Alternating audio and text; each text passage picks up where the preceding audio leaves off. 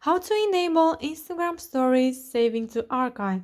Hello guys and welcome to our channel. So here, as you can see, I am on my Instagram profile, so make sure that you are logged in, and from here you want to go to those three lines from the right top corner and then click on the first option, which is settings.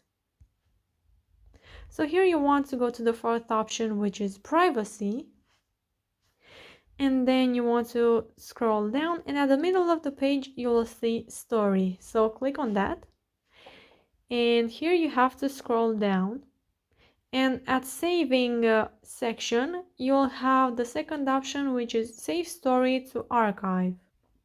So here it says automatically save your story to your archive, so you don't have to save it to your phone, only you can see your archive.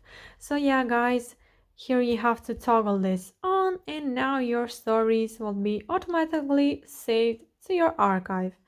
So that's it guys, I hope this video was helpful for you. If it was, you can comment down below your thoughts, and if you have some questions you can go ahead and ask them.